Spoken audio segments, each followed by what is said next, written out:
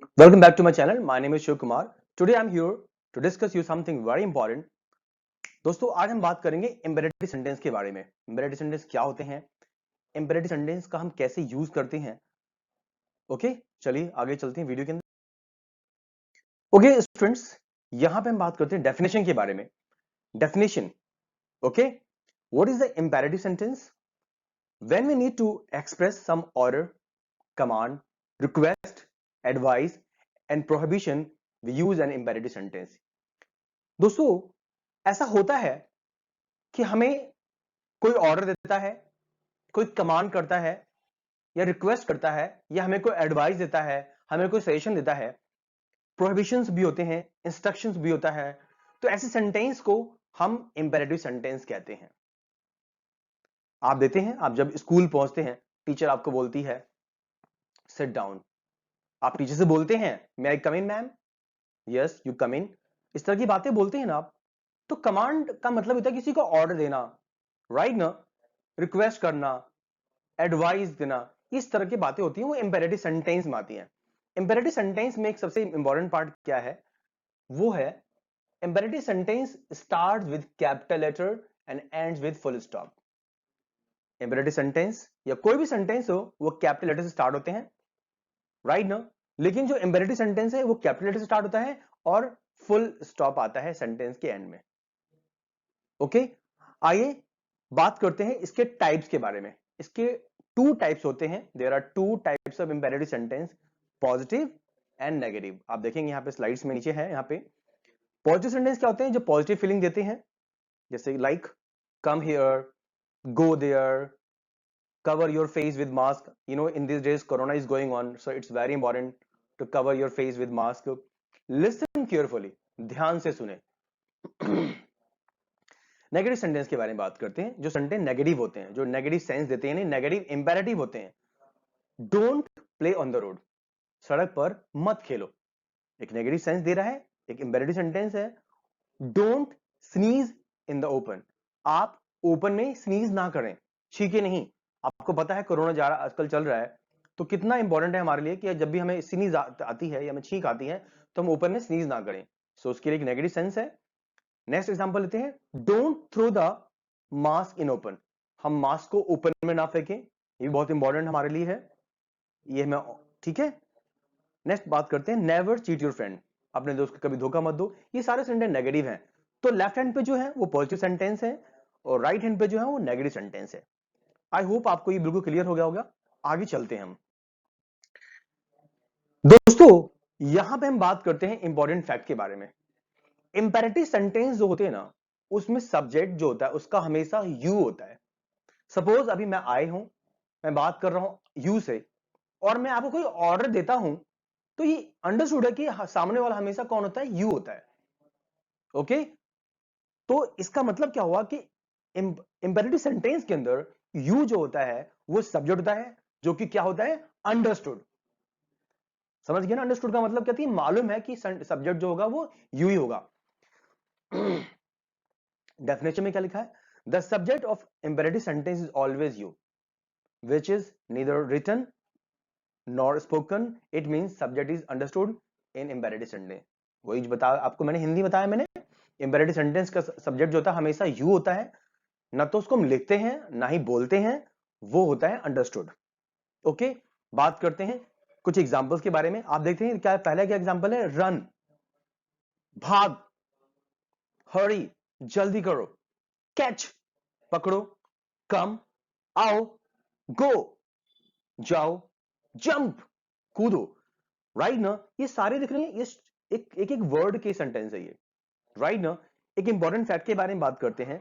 Such words give strong command, order and note of exclamation is also used in the end of the imperative sentence. यानी जब ये one word का जब sentence होता है तो इसके लास्ट में मार्क ऑफ एक्सक्लेमेशन लगता है. वन वर्ड के बारे में बात कर रहा हूं. अगर वन वर्ड का अगर हमारा कोई सेंटेंस है तो उसमें लास्ट में मार्क ऑफ एक्सक्लेमेशन लगेगा, लेकिन सारे इंपेरेटिव सेंटेंस में नहीं लगेगा. अगर वो वन वर्ड का है तो लगेगा, क्योंकि ऐसे वन वर्ड से क्या होता है? हमें स्ट्रॉन्ग कमांड मिलती है, राइट ना?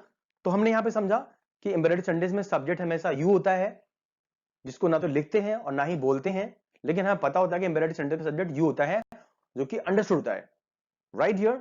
चलिए आगे बात करते हैं, कुछ एग्जांपल्स के बारे में बात करते हैं। इंपेरेटिव सेंटेंस में किस तरह की बातें आती हैं? Order and command. अगर बात करते हैं इंपेरेटिव सेंटेंस में, इंपेरेटिव सेंटेंस का स्ट्रक्चर क्या होता है? V1 से मेरा मतलब है वर्ब की बेस फॉर्म, उसके बाद ऑब्जेक्ट आता है या अदर वर्ड आता है। ये स्ट्रक्चर है, स्ट्रक्चर को जरूर फॉलो करना आपको, और यही स्ट्रक्चर हमें आगे जाकर के जब मैं आप सेंटेंस में से मैं आपसे बोलूंगा कि सेंटेंस को आपको आइडेंटिफाई करना है तो आपको बहुत काम आने वाला है, या सेंटेंस को चेंज करना है तो आपको बहुत ही इंपॉर्टेंट है, ये आपको आएगा। टू एग्जांपल्स यहाँ पे, उन टू एग्जांपल्स के बारे में बात करते हैं कि V1 क्या है। जैसे मैंने बोला ओपन द डोर, दरवाजा खोलो, ये एक ऑर्डर है। तो आप देखेंगे जो ओपन है वो यहाँ पे V1 है। ऑब्जेक्ट क्या होता है? ऑब्जेक्ट का मतलब होता है नाउन, जो किसी एक्शन को रिसीव करता है।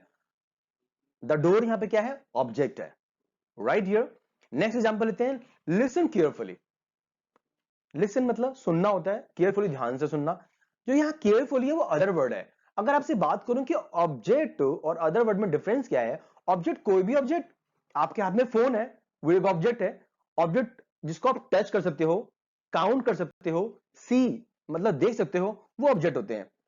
अदर वर्ड क्या होता है? जिनमें ये सब चीजें नहीं हो सकती, जिनको हम टच नहीं कर सकते हैं, सी नहीं करते हैं, काउंट नहीं करते हैं, ओनली फील करते हैं, राइट हियर। ओके, आगे चलते हैं हम। आइए बात करते हैं यहाँ पे रिक्वेस्ट, यानी इंपेरेटिव सेंटेंस में क्या होता है? रिक्वेस्ट होता है।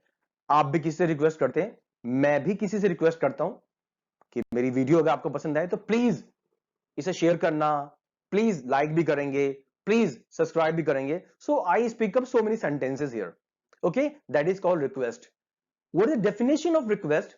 The act of asking for something to be given or done. जब हम किसी से कुछ लेने और देने के लिए कुछ रिक्वेस्ट करते हैं, वो रिक्वेस्ट होती है। आप देखेंगे स्ट्रक्चर के बारे में बात करते हैं। जो रिक्वेस्ट वाले सेंटेंस होते हैं उनके बिगिनिंग में प्लीज और काइंडली वाला वर्ड आता है, उसके बाद वही V1 ऑब्जेक्ट और other word, right no. Example समझते हैं। फर्स्ट एग्जांपल क्या है? Please mind the gap. अगर आपने मेट्रो में ट्रेवल किया होगा, ये वर्ड जरूर सुनना होगा। मेट्रो आपसे रिक्वेस्ट करती है प्लीज माइंड द गैप, कि गैप का ध्यान रखिए कृपया, आप उस पर गिर ना जाए। तो that is means what? They request you. Next sentence, kindly help the poor, कृपया गरीबों की सहायता करें। There are number of sentences also, बहुत से सेंटेंसेस हैं जिन सेंटेंसों की शुरुआत प्लीज और काइंडली से होती हैं। वो सेंटेंस रिक्वेस्ट करते हैं आपसे, राइट ना। आप भी करते होंगे जरूर, मैं भी आपसे रिक्वेस्ट करता हूं, प्लीज आप लर्न करें, प्लीज बहुत सारी चीजों को सीखिए आप, जो आपके काम आएगा। Okay, move on next. आइए हम बात करते हैं यहाँ पे एडवाइस। एडवाइस, मैं भी आपको एक एडवाइस दूंगा, और आजकल एडवाइस का दौर चल रहा है। सबसे पहले बात करते हैं डेफिनेशन के बारे में। Advice is something that need to be followed strictly by one, okay. If you ignore once advice you might get some loss or harms. इसका मतलब क्या हुआ कि एडवाइस का मतलब होता है कि आपको एडवाइस स्ट्रिक्टली फॉलो ही करना होता है, आपको एडवाइस मानना ही होता है। अगर आप एडवाइस, किसी के एडवाइस को अगर इग्नोर करेंगे तो इससे आपका कोई लॉस हो सकता है, आपको कोई हार्म हो सकता है। आपको मालूम है डॉक्टर आपको एडवाइस करता है, ये medicine, I mean this medicine you have to take twice a day, आप उसको 3 टाइम्स ले रहे हैं, राइट ना, आपका उसका इफेक्ट पड़ेगा आपके ऊपर। तो इसका मतलब क्या हुआ कि हम किसी के एडवाइस को इग्नोर नहीं कर सकते हैं। I have given here 2 examples. First of all, we will talk about the structure here. Structure is the same, V1 object other word. आप देखेंगे ये स्ट्रक्चर हमें फॉलो करते जाना है। स्ट्रक्चर बहुत इंपॉर्टेंट है, ओके। जब आप सेंटेंस को ट्रांसफॉर्मेशन करना सीखेंगे तो वहां पे ये स्ट्रक्चर आपके काम आएगा, राइट ना। whenever you will form imperative sentence, this structure will be very helpful to you, okay. Let's talk about 2 examples which I have given here. First one, take green vegetables every day. एक advice दे रहा हूं आपको मैं कि हरी सब्जियां रोज खाएं, right no. Next बात करते हैं, wash your hands. You know in this days corona is going on, और for good hygienic we need to take precautions, so that's why wash your hands. अपना हाथ धो, हाथ धोएं, बार बार हाथ धोएं, क्योंकि बहुत इंपॉर्टेंट है हमारे लिए, और ये एडवाइस आपको फॉलो करना है कि आपको ग्रीन वेजिटेबल्स खाना है, अपने हैंड को वॉश करना है, that's very important for you. So this is advice, और इंपेरेटिव सेंटेंस में एडवाइस होता है, ये आपको मैंने यहां पे बताया। मूव ऑन नेक्स्ट, सजेशंस बात करते हैं फ्रेंड्स।